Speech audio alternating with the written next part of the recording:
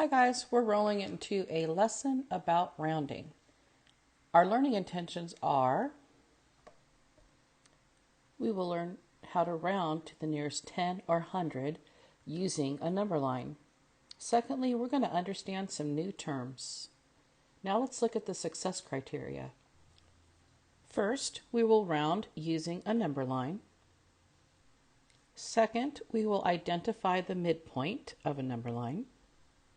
And third, we will be able to explain the new terms. So ultimately, you are going to learn various strategies, but this is the first one. Round whole numbers using a number line.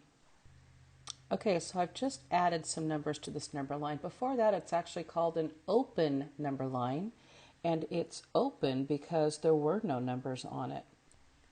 However, now that there are some numbers on it, let's just make a couple of observations.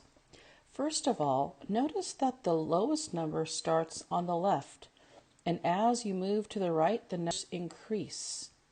And this particular number line ends at 20. So we could count, right? There's 10, 11, 12, 13, 14, 15, 16, 17, 18, 19, 20.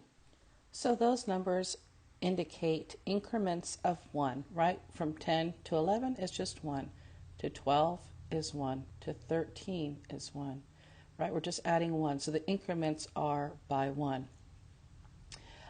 One other thing I'd like you to see is that there are arrows on the two ends. There's an arrow here and an arrow here. That just indicates that this number line can go on in either direction. So an open number line has those arrows because you aren't necessarily starting at 0, right? In this case, we started with 10 and ended with 20. Why did we do that? Well, let me reveal the number that I want to round to the nearest 10. The number is 17. I want to round 17 to the nearest 10. And let's think about counting by tens. When we count by tens, we could start with 0. And then we go on to 10, 20, 30, 40, 50, 60, 70, 80, 90, 100, and I could go on, 110, 120, 130, but we are at 17. And so I know that the two tens on either side of 17 is going to be 10 and 20. Those are the two tens in between that 17 falls in between. So let's first show where 17 is on this number line. Excellent. That red dot indicates 17, and you could tell because there's the 17 written right beneath it. One good way to determine what number it rounds to is to look at the midpoint. What is the midpoint of this number line? The number at the midpoint is 15.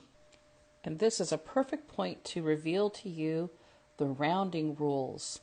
Our rounding rules are just this. Find the number, look right next door. 5 or more, raise the score. 4 or less, let it rest. Okay, you guys try it with me. Rounding rules. Find the number, look right next door. 5 or more, raise the score. 4 or less, let it rest. Now let's see how those rounding rules fit into our number 17 here. What number or what place value are we rounding to? We are rounding to the nearest 10. So the first thing you want to do, let's underline the number in the tens place. Then we find the two tens that it is in between. We know that it is in between 10 and 20. So those are our two options. It's either going to round to 10 or it's going to round to 20. Let's look back at our rules.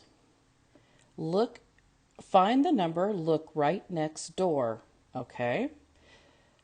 Look right next door. The number is 7. What about that 7? Well, right here it says 5 or more, raise the score. Is 7 greater than 5? Yes. 7 is greater than 5, and look at it on the number line. It's close to 20. It's pretty far away from 10, and those are the only two options. It's either going to round to 10 or round to 20.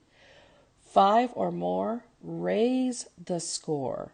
So 17 is going to be rounded to 20. And you can see it visually on this number line because this is quite a jump down to 10. But when we are going to the 20, it's just a little hop. So what does it mean to say 4 or less, let it rest? Well, let's look at that with a different number. All right, we're going to round, let's see, how about 72 to the nearest 10? What are the two tens? Remember to count by tens to figure this out. And we're going to start with 10, 20, 30, 40, 50, 60, 70. That's in the tens. What's next? 80. Does 72 fall in between 70 and 80? Absolutely. Now let's find the midpoint. Well, we could put our numbers on first.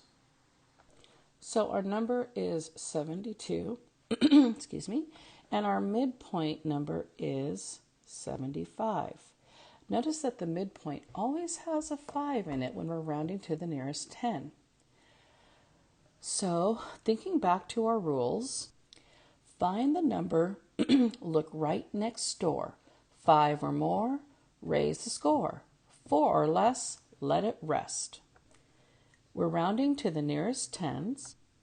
So we found the number in the tens. It's 7. I've underlined it. How does it go? Find the number, look right next door. Right next door is a 2. Then it says 5 or more, raise the score. 4 or less, let it rest. Is 2 less than 4? Uh-huh. When you're counting, 2 definitely comes before 4. It's less than 4. In fact, here's the 4 right here. But here's the number that we're dealing with, 72. So 4 or less, let it rest. That means the 7 is going to stay a 7. Just let it rest. The number that it rounds to is 70. The other possibility was 80. We found the number, we underline it, look right next door. 5 or more, raise the score. That would have been here. 4 or less, let it rest. It is definitely less than 4. So it rounds to 70. And visually speaking, let's look at this number line. Here's a little hop to 70, quite a jump to 80. You can see it's closer to 70. That's what I love about the number line, because visually it makes sense that it's going to round down to 70.